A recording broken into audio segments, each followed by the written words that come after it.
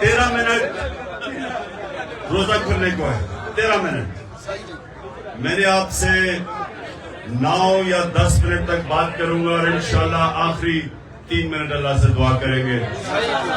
آپ سب کو اس چیز کا علم ہونا چاہیے کہ اللہ روزے سے پہلے, کھولنے سے پہلے ہماری دعا کی قبولیت سب سے زیادہ ہوتی ہے, اس کی ہم دعا کریں گے. اچھا آپ سنیں, پہلے تو نجم آپ کی جو آپ نے نعت پڑھی, آپ کا ہم سب شکریہ ادا کرتے ہیں. دوسری چیز, میں نے بات کرنے سے پہلے مجھے ذرا بتاتے جائیں کہ کدھر کدھر سے ہمارے لوگ ہیں.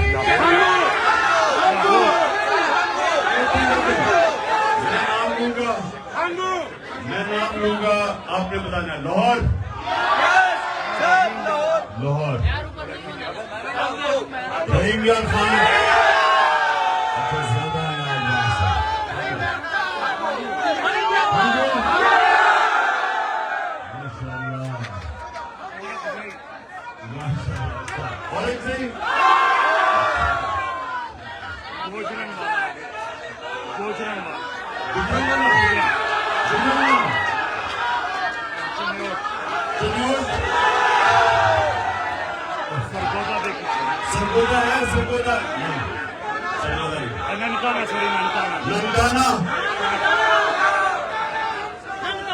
ننکانہ سے تو بڑے کمزور لوگ پہنچے ہیں. ہاں, لا اسٹوڈنٹس ہمارے یہاں ویلکم کرتا ہوں, سارے لا اسٹوڈنٹس. اچھا جی, آپ سننا 9 منٹ. لندن سے بھی آئے ہیں, لندن, کشمیر, لاس اینجلس اور ساجد ویلکم. اچھا جی سنیں آپ پلیز, خاموشی. آپ دیکھیں آپ, یہ میں جو کوئی اسلام کا اسکالر نہیں ہوں, لیکن میں اپنے زندگی کے تجربے سے جو میں سمجھاؤں اپنا دین کو, میں آپ کے سامنے اس کی چھوٹی سی چیز رکھتا ہوں. دیکھیں, لا الہ الا اللہ, جب آپ یہ آزادی کا دعویٰ کرتے ہیں کہ اللہ تیرے سوا کسی کے سامنے نہیں جھکتے. ایک شعر ہے کہ ایک سجدہ جس کو تو گراں سمجھتا ہے دیتا ہے ہزاروں سجدوں سے نجات. کہ ایک سجدہ جس کو انسان مشکل سمجھتا ہے وہ ہزاروں لوگوں کے سامنے سجدے کرنے سے انسان کو آزاد کر دیتا ہے. تو جو اندرونی آزادی ہے وہ لا الہ الا اللہ دیتا ہے. جو معاشرے کی آزادی ہے وہ انصاف دیتا ہے. اور جب ایک انسان اندر سے بھی آزاد ہو جائے اور اس کو انصاف معاشرے کو بھی آزاد کر دے تو وہ پھر وہ انقلاب آتا ہے جو مدینہ کی ریاست میں میرے نبی صلی اللہ علیہ وسلم لے کے آئے. دنیا کی تاریخ میں کبھی ایسا بڑا انقلاب نہیں آیا. یہ میں اب تاریخ کا آپ کو بتا رہا ہوں, تاریخ کا میں طالب علم ہوں. 625 جنگ بدر, 313 لوگ. 11 سال کے بعد 636, جو اس وقت کی سپر پاور تھی بیزنٹائن ایمپائر, جس کو رومن ایمپائر بھی کہتے ہیں. 636 میں 11 سال کے بعد رومن ایمپائر جس کی فوج 1 لاکھ تھی, خالد بن ولید کی جنرل شپ کے اندر 11 سال کے بعد یارموک میں وہ گھٹنے ٹیک دیتی ہے. یہ تاریخ کا حصہ ہے. ابھی کوئی 9 منٹ رہ گئے, آپ نے غور سے سنیے کیونکہ میرا کام ہے آپ سب کی تربیت کرنا. یہ تاریخ کا حصہ ہے کہ یہ جو میں آپ کو لا الہ الا اللہ کی پاور بتا رہا ہوں, جو ہم سارا وقت کلمہ پڑھتے اور سمجھتے نہیں ہیں, کیونکہ ہم آزاد ہی نہیں ہوتے کلمہ پڑھ کے. اس کا مطلب کلمہ اندر نہیں ہمارے گیا. یہ تاریخ کا حصہ ہے کہ 313 تھے صرف جنگ بدر میں, اور 11 سال کے بعد 636 رومن ایمپائر قدسیہ کے اندر خالد بن ولید کی لیڈرشپ کے اندر جنگ ہار جاتا ہے. 1 لاکھ ان کی فوج تھی, اور اس سے اگلے سال جو دوسری سپر پاور تھی وہ قدسیہ میں 637 میں جنگ ہار جاتی ہے. 2 سپر پاورز 12 سال کے اندر مسلمانوں کے سامنے گھٹنے ٹیک دیتی ہے. یہ ہے پاور لا الہ الا اللہ.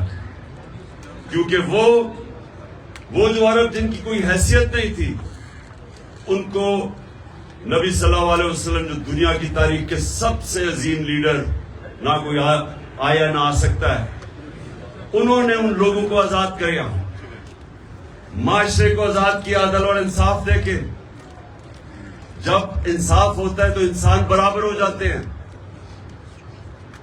یعنی جب ایک کمزور آدمی کو انصاف کا نظام اس کی حفاظت کرتا ہے طاقتور کے مقابلے میں, وہ آزاد ہو جاتا ہے. اور آزاد لوگ ہی اپنی آزادی کے لیے کھڑے ہوتے ہیں. غلام لوگ آزادی کی جنگ نہیں لڑتے.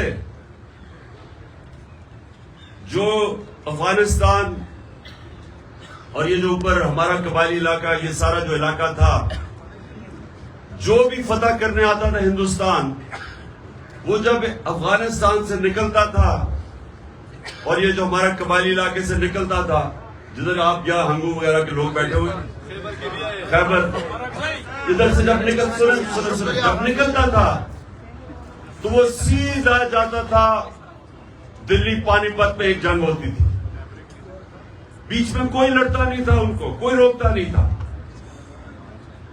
اور جو جنگ جیتتا تھا اس کا وہ حکمران بن جاتا تھا.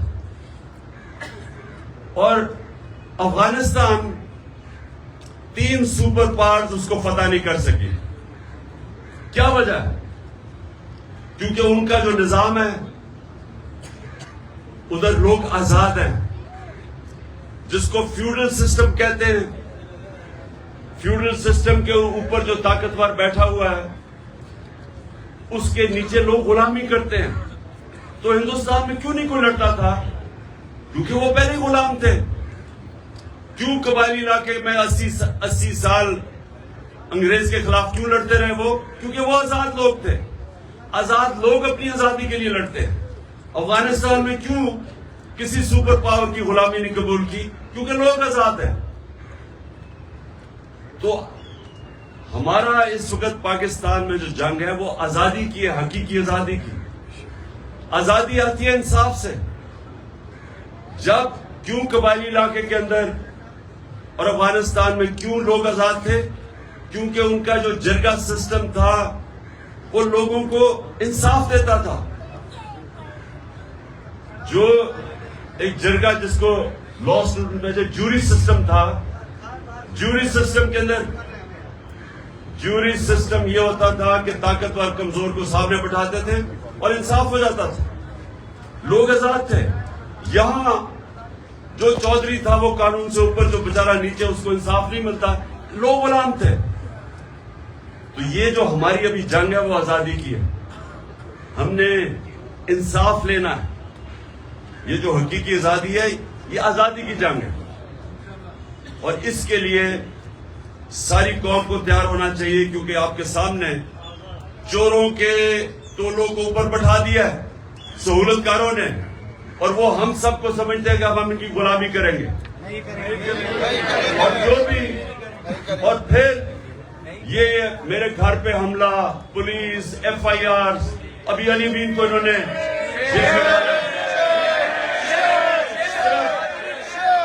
صرف لوگوں کو یہ بتانے کے لیے کہ ہم آزاد نہیں ہیں, ہم جانور ہیں, جدھر مرضی یہ چاہے ہم جانوروں کو ادھر ڈنڈے مار کے کر دیں گے. اس لیے ہم سب نے اس جنگ میں شرکت کرنی ہے. اور آخر میں دیکھو, آپ سب لیڈر ہیں, ہم سب لیڈر کیوں ہیں؟ کیونکہ ہم اللہ کی سب سے عظیم مخلوق اشرف المخلوقات ہیں. بے شک. ہمیں سمجھ نہیں آتی کہ اللہ نے ہمیں کتنی صلاحیتیں دی ہیں. جب اس نے اللہ نے فرشتوں کو کہا کہ انسان کے سامنے جھکو، اور ابلیس نے کہا کہ یہ تو میں آگ کا ہوں اور یہ مٹی کا ہے، تو اللہ نے فرشتوں کو کہا کہ تمہیں بھی نہیں پتا کہ میں نے کتنی انسان کو صلاحیت دی. ہمیں انسانوں کو بھی نہیں پتا ہمارے پہ کتنی اللہ نے کتنی نعمتیں بخشی، کیونکہ ہم اپنی صلاحیتوں کو آزماتے ہی نہیں ہیں. سب سے بڑا رکاوٹ اپنی صلاحیتوں کے پر پہنچنے کے لیے وہ ہے خوف. یہ جو لا الہ الا اللہ ہے، سب سے بڑا جو بت یہ توڑتا ہے وہ خوف کا بت ہے. قرآن کی آیت ہے جو لوگ ایمان لے آئے میں ان کے خوف دور کر دیتا ہوں، کیونکہ خوف رکاوٹ ہے انسان کی آزادی میں.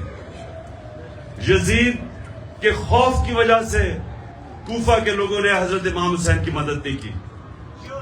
پتا تھا ان کو کہ حضرت امام حسین رائے حق پہ ہیں، لیکن اس کے خوف، اس کے ڈر کی وجہ سے، خوف کے بت کی پوجا کرنے کی وجہ سے انہوں نے اسلام کا اتنا بڑا سانیہ ہونے دیا. اس لیے جو لیڈر ہوتا ہے وہ اپنے خوف کے اوپر قابو پاتا ہے، نہیں تو بزدل آدمی لیڈر نہیں بن سکتا، وہ نواز شریف بن جاتا ہے.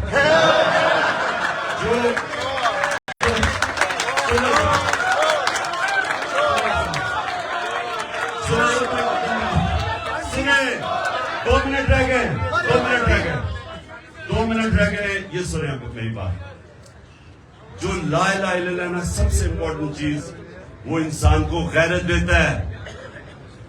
اور غیرت انسانوں کے اندر فرق ہے، ایک بے غیرت ہوتا ہے، ایک غیرت مند ہوتا ہے. جو غیرت مند لیڈر ہوتا ہے غیرت مند ہے. مسلمان ہی ہوتا ہے غیرت مند، کیونکہ جب آپ دعویٰ کر دیتے ہیں کہ اللہ میں کسی کے سامنے نہیں جھکتا، یا خوف کا بت ہو یا پیسہ ہو، تو آپ غیرت مند انسان کی معاشرے میں عزت بڑھ جاتی ہے. کبھی بھی اربوں پتی بھی ہو، بے غیرتوں کو اس کی عزت نہیں کرتا. اس لیے سنیں، یہ یاد رکھنا کہ لا الہ الا اللہ اور غیرت ایک ہی چیز ہے. اور جو آپ میں سے لیڈر بنیں گے، یہ یاد رکھنا کہ خوف کے بت کو توڑنا، اور دوسری جو سب سے امپورٹنٹ چیز ہے کہ میرے نبی صلی اللہ علیہ وسلم کی نبوت سے پہلے دو صفتیں تھی، صادق اور امین. لیڈر سچا ہوتا ہے اور انصاف کرنے والا امانتدار ہوتا ہے. یہ جو چیزیں ہیں یہ ہمیں فرق کرتی ہیں. آپ ایک دعا کرنی ہے آپ سب نے ہاتھ کھڑے کر کے کہ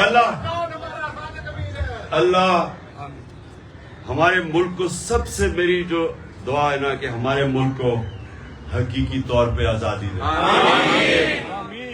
ہمارے ملک کو، ہمارے جو عوام ہے، کوئی بھی پاکستان میں ہمارا جو پاکستانی ہے، جو مرضی اس، چاہے وہ مسیح برادری کا ہے، چاہے وہ سکھ ہے، چاہے وہ ہندو ہے، جو بھی ہے، کوئی بھی ہماری پاکستان کی زمین پہ بھوکا نہ سوئے.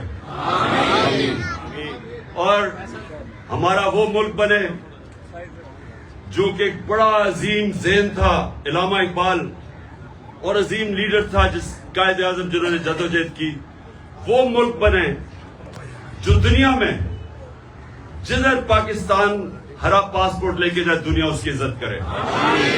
اور آخر میں ہمارا وہ ملک بنے جو باہر سے لوگ پاکستان میں نوکریاں ڈھونڈنے آئے.